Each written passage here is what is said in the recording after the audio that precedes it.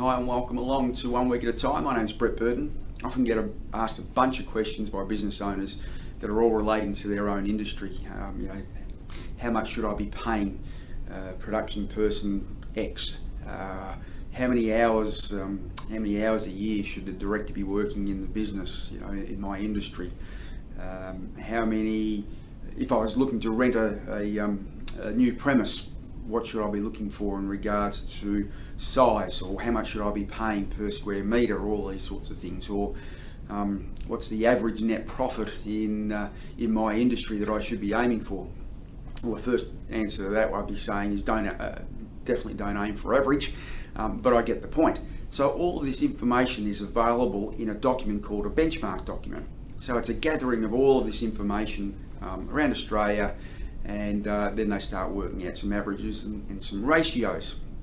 Now, the great thing about this document, and I mentioned it a couple of series, One Week at a Time series ago in regards to marketing spend.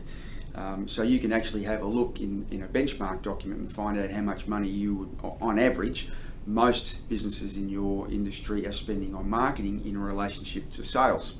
A perfect example, working with a client recently, and when I first went in there, I could see straight away that he had so much resources tied up in admin in comparison to the size of his production team. Now I could see that, and I explained that to him, but he was very easily able to justify the reasons why it was. So what I decided to do is make sure I had something to leverage against, which was a benchmark document, so I could sit down and explain to him, have a look at this. This is the average. This is the average spend in this area in comparison to production, and so it gave him the confidence to know that it actually was correct, and that he was only justifying why he had so many people in that admin area. So it was a great backup tool to help enable us to make some hard decisions about his business, and therefore be able to drive it forward.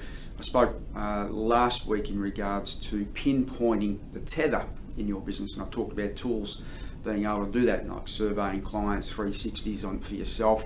The benchmark document is the perfect example of another tool that enables us to get information straight away and be able to make decisions based on averages. And they are only averages, we get all that.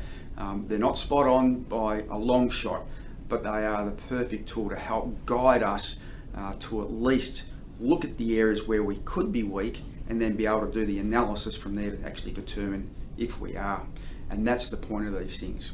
It helps guide us to where the problems might be, and then further research, soul searching, will help dig out the information that we actually need from there, and whether it's a problem or not. So it really helps very some of the weakness areas in your business. And I spoke a little bit about that last week.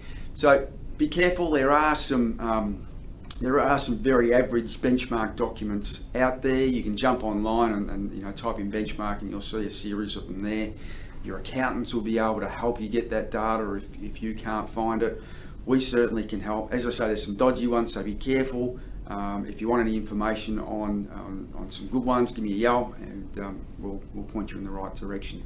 So it's a great tool, certainly will help you understand a little bit more about your businesses and where maybe some of your weaknesses lay.